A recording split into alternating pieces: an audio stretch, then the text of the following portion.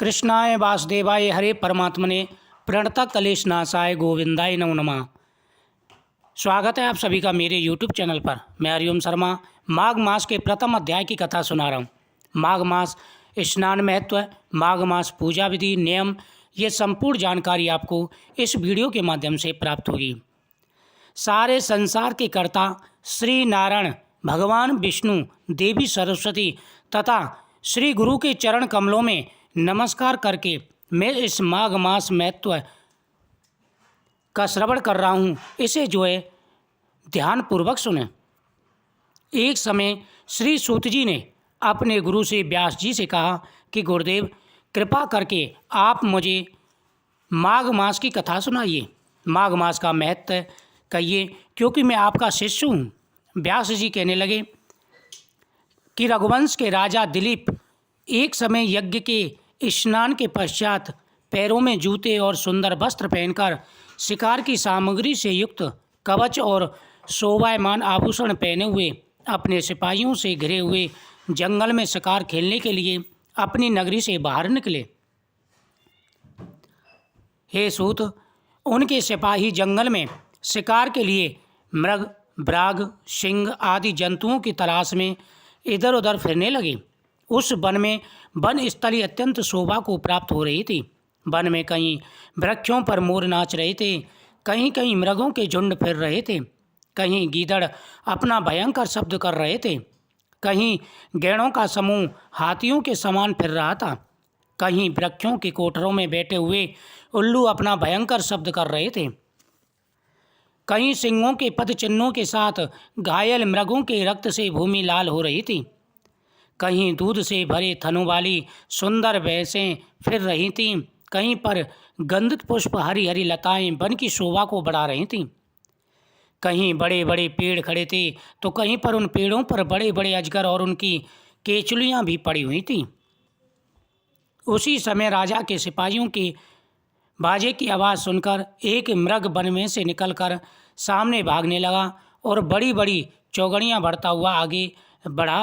राजा ने उसके पीछे अपना घोड़ा दौड़ाया, परंतु मृग पूर्ण शक्ति से भागने लगा। मृग कांटेदार वृक्षों के एक जंगल में घुसा और राजा ने भी उसके पीछे वन में प्रवेश किया, परंतु दूर जाकर मृग राजा की दृष्टि से ओझल हो गया। राजा निर्जल वन में अपने सैनिकों सहित प्यास के मारे अति दुखी हो दोपहर के समय अधिक मार्ग पर चलने से सैनिक थक गए और घोड़े रुक गए थे। राजा भी काफ़ी थक चुके थे। चारों तरफ उन्होंने जल की तलाश करना प्रारंभ कर दिया। उस घना जंगल था, चारों तरफ जंगल ही जंगल दिखाई देता था। दोपहर के समय अधिक मार्ग पर चलने से सैनिक थक गए और घोड़े रुक गए। कुछ थोड़ी देर बाद राजा ने एक बड़ा भारी सुंदर सरोवर देखा, जिसके किनारों पर घने वृक्ष थे। इसका जल सज्जनों के हृदय के समान पवित्र था। सरोवर का जल लहरों से बड़ा सुंदर लगता था। जल में अनेक प्रकार के जल जंतु, मछलियाँ आदि स्वच्छता से इधर उधर फिर रही थीं। दुष्टों के समान निर्दय चित्त वाले मगरमच्छ भी थे।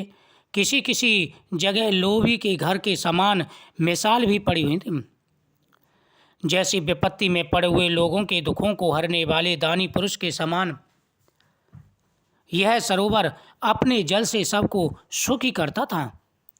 जैसे मेघ चालक के दुख को हरता है, इस सरोवर को देखकर राजा की थकावट दूर हो गई। रात्रि को राजा ने वहीं विश्राम किया और सैनिक पहरा देने लगे, चारों तरफ फैल गए।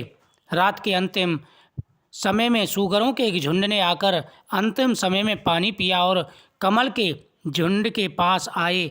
तब शिकारियों ने सावधान होकर सूगरों पर आक्रमण किया और उनको मारकर पृथ्वी पर गिरा दिया। उस समय सब शिकारी कोलाहल करते हुए बड़ी प्रसन्नता के साथ राजा के पास गए और राजा प्रभात हुआ देखकर उनके साथ ही अपनी नगरी की तरफ चल पड़े। रास्ते में एक तपस्वी को देखा, जिसका शरीर तपस्या और नियम के कारण बिल्कुल सूख गया था, जो मृगछाला और बलकल पहने हुए थे। राजा ने ऐसे घोर तपस्वी को देखकर बड़े आश्चर्य से उसको प्रणाम किया और हाथ जोड़कर खड़ा हो गया। तपस्वी ने राजा को कहा, "ये राजन, ऐसे पुण्य शुभ मार्ग में इस सरोवर को छोड़कर तुम यहाँ से क्यों जाने की इच्छा रखते हो?" तब राजा कहने लगा कि महात्मन, मैंने तो माघ मास में स्नान के फल को कुछ भी नहीं जानता। कृपा करके आप विस्तार पूर्वक मुझे इसका महत्व बताइए। ऋषिवर कहने लगे कि हे राजन, माघ मास का बड़ा ही महत्व है। जो व्यक्ति माघ मास में भगवान कृष्ण का पूजन करते हैं, माघ स्नान करते हैं, उनके सभी मनोरथ पूरे हो जाते हैं। इति श्री माघ मास का पहला अध्याय संपूर्ण। वीडियो को शेयर करें, चैनल को सब्सक्राइब करें, कमेंट में ओम नमो भगवते वासुदेवाय नमः जरूर लिखें। जय श्री कृष्ण।